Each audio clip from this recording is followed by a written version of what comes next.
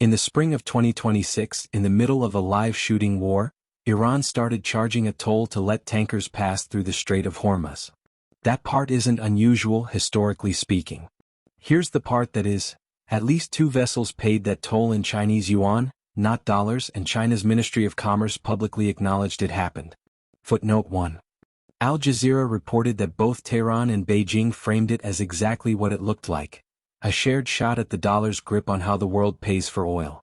Footnote 2. That's the loud version of a currency fight. Missiles, blockades, a toll booth in an active war zone, front pages everywhere.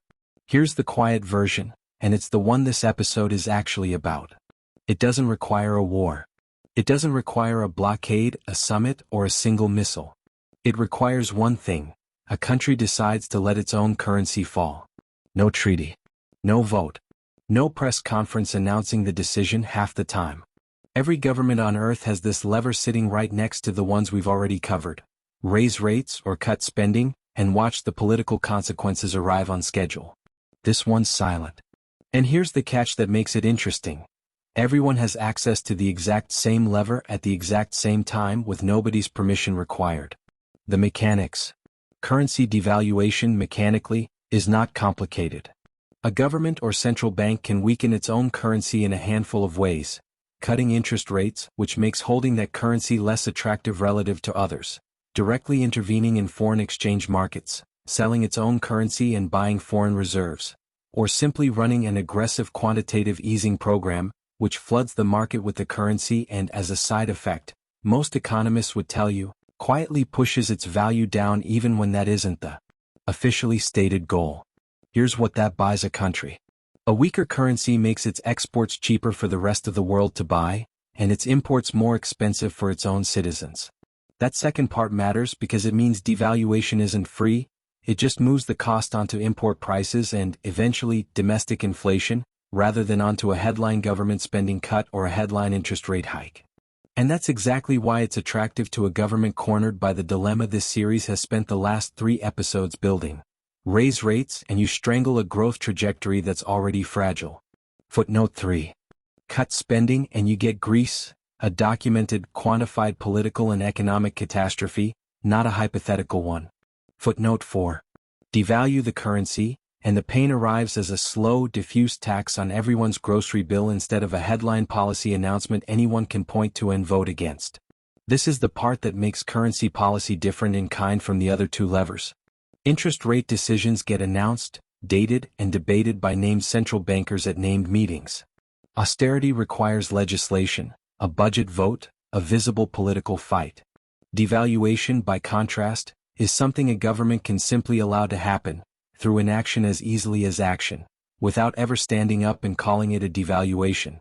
Barry Eichengreen, the economic historian who has spent much of his career mapping exactly this terrain, has traced this pattern back to the interwar gold standard's collapse.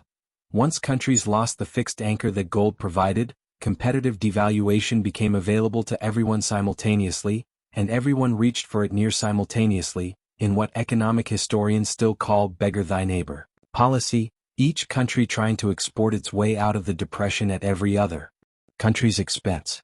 Footnote 5. That historical episode is the template for why this lever is different from the others in this series.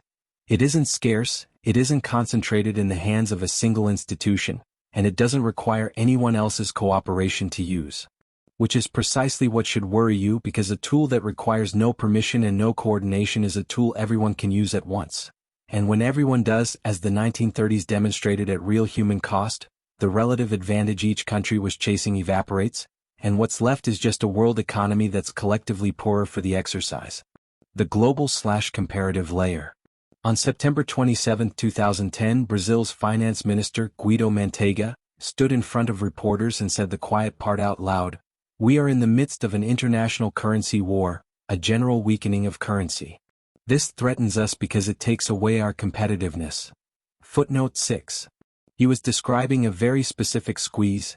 American quantitative easing and a deliberately undervalued Chinese renminbi were both pushing capital into emerging markets like Brazil, driving up the real, and making Brazilian exports less competitive at exactly the moment the country needed them most. Here's the contrasting pair, and it's the whole argument of this episode in two data points 15 years apart. In 2010, currency war was rhetoric, a term coined at a press conference, debated at G20 meetings, and eventually declared over by Manteiga himself within a couple of years, once the underlying capital flows shifted. Footnote 7. There was no new settlement infrastructure built as a result. No new payment rails. Just complaints, summits, and eventually silence. In 2026, it's plumbing.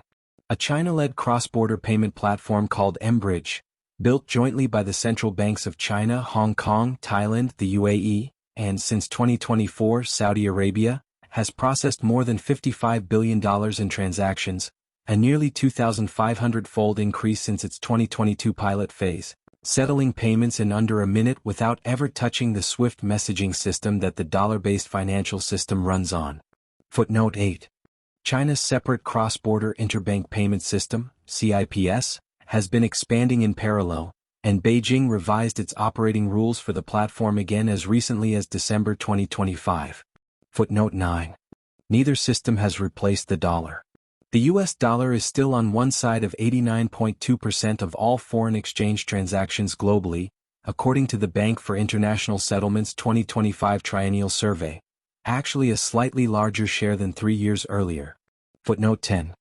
But the dollar's share of global central bank reserves, the money countries actually choose to save in, rather than merely transact in, has fallen to somewhere in the mid to high 50s, down from a peak above 70% in the early 2000s. Footnote 11. Here's the human scale version of that gap. Global reserves currently sit around $13 trillion. Footnote 12. A decline of roughly 15 percentage points in the dollar's share of that pool, spread out over 2 decades, works out to well over $1 trillion that central banks around the world have quietly, gradually chosen to hold in something other than dollars. Not because anyone announced a boycott, but because, one reserve manager at a time, that's where the marginal dollar increasingly went instead.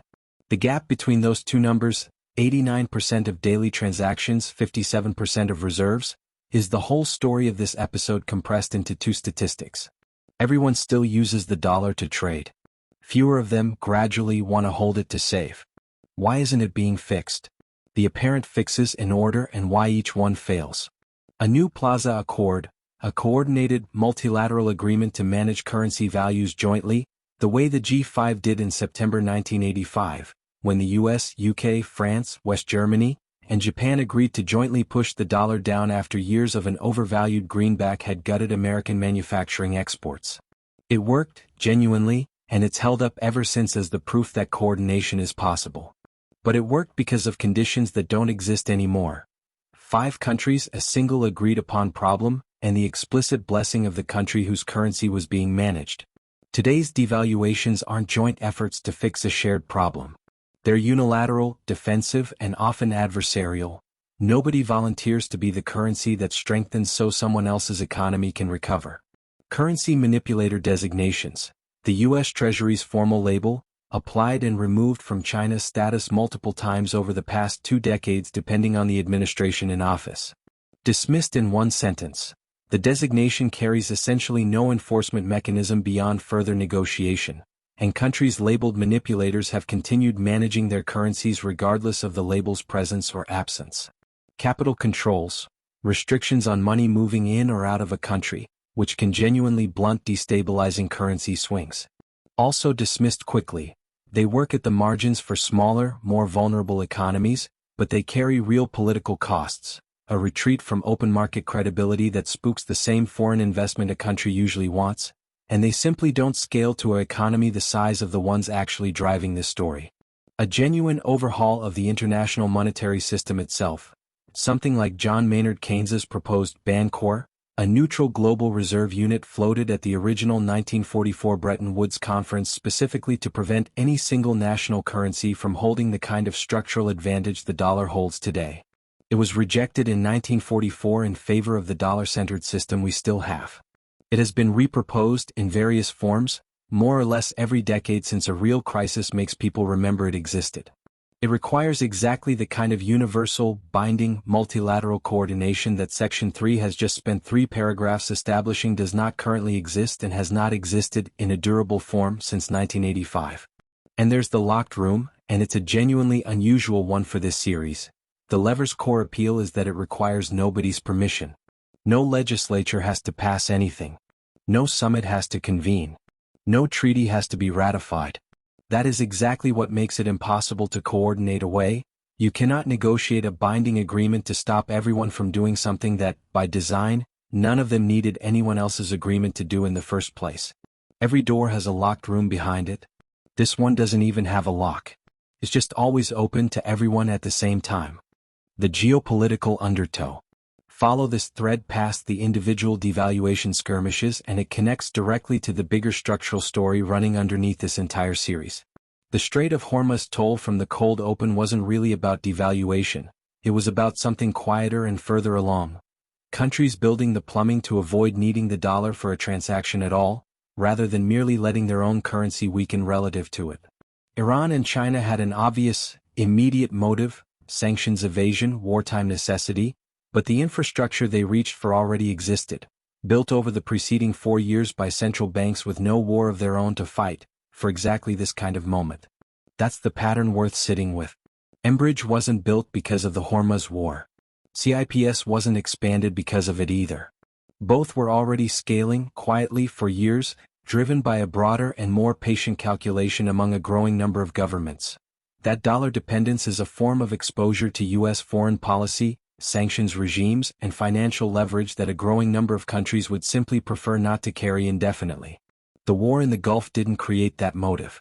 It just gave the rest of the world a very visible demonstration of infrastructure that had already been built for exactly this contingency. None of this means the dollar's position collapses tomorrow or next year, or plausibly within the time frame of anyone currently reading a headline about it. The 89% transaction share from Section 2 isn't moving quickly, and there's no serious competitor currency close to matching the dollar's depth, liquidity, and legal infrastructure. But the reserve share is moving, has been moving for 2 decades without reversing, and every new piece of alternative settlement plumbing, Enbridge, CIPS, whatever comes after them, makes the next percentage point of that decline slightly easier to achieve than the one before it.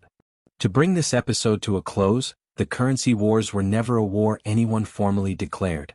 They're a lever every government has always had sitting within reach, being pulled somewhere in the world more or less constantly, mostly quietly enough that it never makes the news the way a blockade does. What made 2026 different wasn't the lever. It was the fact that, for the first time, enough of the world had built an alternative set of pipes to make reaching for something other than the dollar genuinely easier than it used to be. Which raises the question this series has been circling since Episode 3. What exactly has the dollar's unique position been worth all these years, and to whom has the bill for that privilege actually been going? That's next.